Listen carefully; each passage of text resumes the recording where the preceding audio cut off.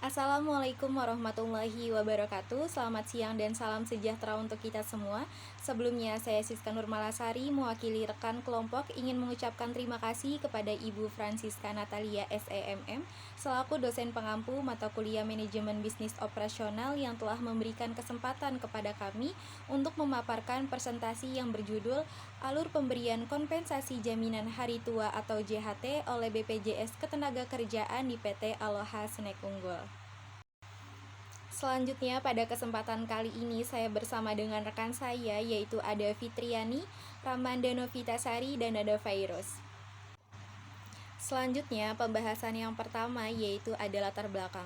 Kompensasi kinerja merupakan salah satu aspek penting dalam manajemen sumber daya manusia yang bertujuan untuk mendorong produktivitas, mempertahankan karyawan berprestasi, dan mencapai tujuan organisasi secara keseluruhan. Dalam konteks organisasi modern, kompensasi kinerja tidak hanya dianggap sebagai alat untuk memotivasi karyawan, tetapi juga sebagai strategi untuk menciptakan keadilan eksternal maupun internal dalam perusahaan. Baik, selanjutnya saya akan memperkenalkan PT Aloha Snack Unggul sebagai objek penelitian kami. PT Aloha Snack Unggul merupakan perusahaan industri makanan ringan dengan kualitas ekspor yang memproduksi berbagai jenis pellet, baik kerupuk mentah ataupun kerupuk matang. Perusahaan ini berdiri sejak tahun 2002.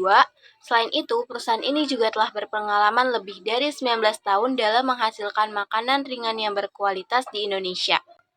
Adapun lokasi perusahaan ini berada di Jalan Raya Imam Bonjol nomor kilometer 48 Kalijaya, Kecamatan Cikarang Barat, Kabupaten Bekasi, Jawa Barat dengan kode pos 17530. Dengan lokasi yang strategis, PT Aloha Snack Unggul dapat mengakses berbagai sumber daya yang diperlukan untuk produksinya dan juga untuk mendistribusikan produknya ke seluruh Indonesia dan pasar internasional. Selanjutnya adalah visi dan misi dari PT Aloha Snack Unggul. Adapun visi dari PT Aloha Snack Unggul yang pertama itu adalah menjadi perusahaan snack yang unggul dalam rasa, mutu, dan juga nilai. Di mana artinya perusahaan ini berkomitmen untuk selalu menjaga kualitas rasa yang enak, mutu yang baik, dan juga nilai yang kompetitif di pasar. Yang kedua yaitu adalah menjadi supplier kerupuk mentah bagi industri snack, industri kecil, dan juga UMKM di Indonesia. Artinya perusahaan ini ingin mendukung industri snack lainnya dengan menyediakan bahan baku yang berkualitas. Yang ketiga yaitu adalah menjadi supplier terkemuka produk kilauan untuk usaha pengemasan ulang atau repacking. Artinya perusahaan ini fokus pada penyediaan produk dalam jumlah besar untuk kebutuhan pengemasan ulang yang memungkinkan usaha kecil dan juga menengah untuk mendapatkan produk yang berkualitas dan juga harga yang lebih terjangkau. Adapun misi dari PT Aloha Snack Unggul yaitu yang pertama, mengutamakan produk berkualitas tinggi dan juga inovatif. Artinya, PT Aloha Snack Unggul ini selalu berusaha untuk menghadirkan produk-produk baru yang inovatif, serta memastikan semua produk yang dihasilkan itu memenuhi standar kualitas yang tinggi. Yang kedua, yaitu adalah memperluas jaringan distribusi di seluruh Indonesia. Nah, dengan memperluas jaringan distribusi ini, PT Aloha Snack Unggul itu dapat memastikan produknya dapat diakses oleh konsumennya di berbagai daerah di Indonesia.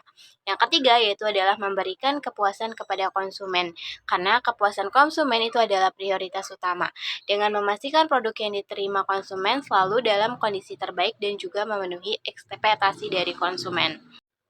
Selanjutnya adalah struktur organisasi dari PT Aloha Snack Unggul. Bisa kita lihat dalam bagian atau strukturnya bahwa di puncak struktur organisasi terdapat direksi yang bertanggung jawab atas pengambilan keputusan strategis dan juga memastikan perusahaan berjalan sesuai dengan visi dan misi. Kemudian di bawah direksi ada direktur utama yang membawahi beberapa direktur lainnya, yaitu direktur keuangan dan juga direktur personalia, serta direktur lain yang bertanggung jawab atas berbagai fungsi dalam perusahaan. Di mana direktur keuangan itu bertanggung jawab atas pengelolaan keuangan perusahaan, termasuk budgeting, pengawasan aliran kas, dan juga pelaporan keuangan. Sedangkan direktur personalia yaitu mengelola semua aspek terkait sumber daya manusia, termasuk perekrutan, pelatihan, dan juga kesejahteraan karyawan.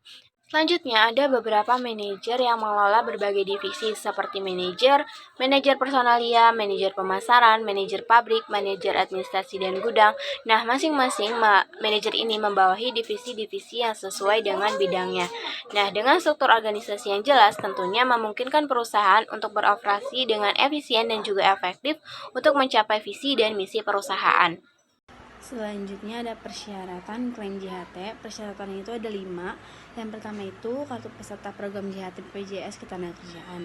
Yang kedua ada KTP, lalu ada surat keterangan berhenti bekerja atau pengalaman kerja, lalu ada buku rekening, dan yang terakhir NPWP jika saldo JHT lebih dari 50 juta. Selanjutnya ada alur prosedur pengajuan klaim JHT. Yang pertama dimulai dari karyawan keluar. Saat karyawan keluar lalu pembuatan praklaring. Saat karyawan dinyatakan keluar, pihak perusahaan akan membuat surat pengalaman kerja yang menyatakan bahwa karyawan yang bersangkutan sudah pernah bekerja di perusahaan ini dan telah resign atau keluar dari perusahaan pertanggal yang tercantum dalam surat tersebut.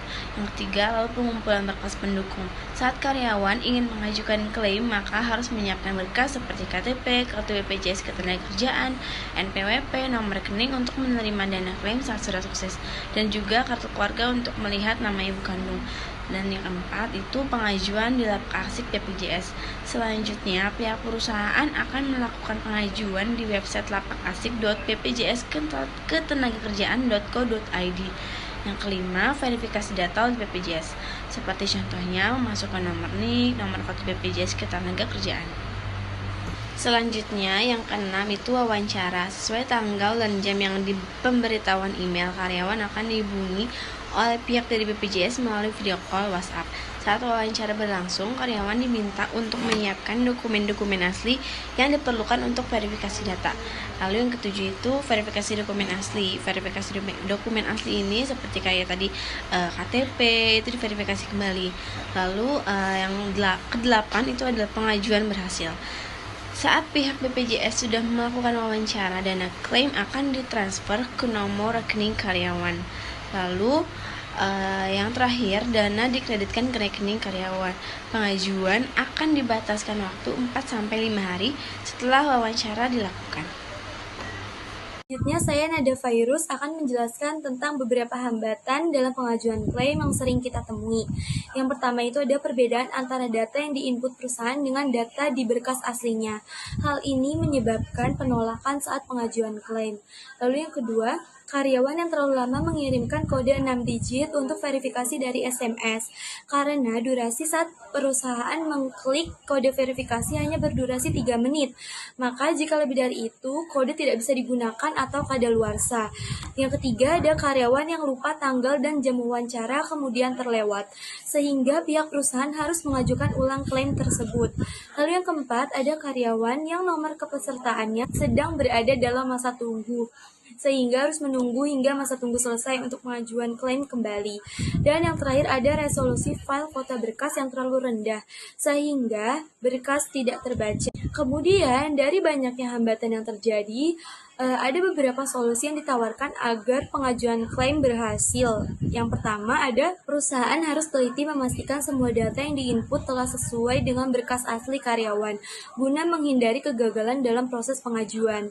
Lalu yang kedua, saat pihak perusahaan sedang melakukan klaim, mohon karyawan berjaga dan standby di depan gadgetnya agar saat pihak perusahaan meminta kode verifikasi tidak menunggu terlalu lama. Lalu ada harus mengingat jadwal yang telah diberikan agar tidak terlewat dan terjadi pengulangan pengajuan. Dan yang terakhir, unggah file foto dengan jelas agar data terbaca dan menghindari kesalahan pihak perusahaan saat menginput data, terutama pada nomor rekening. Baik, kesimpulan yang dapat kita tarik dari materi di atas itu kompensasi berperan penting dalam meningkatkan motivasi, kinerja, dan komitmen karyawan. PT Aloha Snack Unggul berhasil memberikan berbagai kompensasi yang meningkatkan kesejahteraan dan kepuasan karyawan serta mengurangi turnover. Disarankan agar PT Aloha Snack Unggul terus mengevaluasi dan memperbaharui sistem kompensasi mereka untuk menjaga transparansi, menghindari bias, dan tetap kompetitif dengan standar industri. Terima kasih. Wassalamualaikum warahmatullahi wabarakatuh.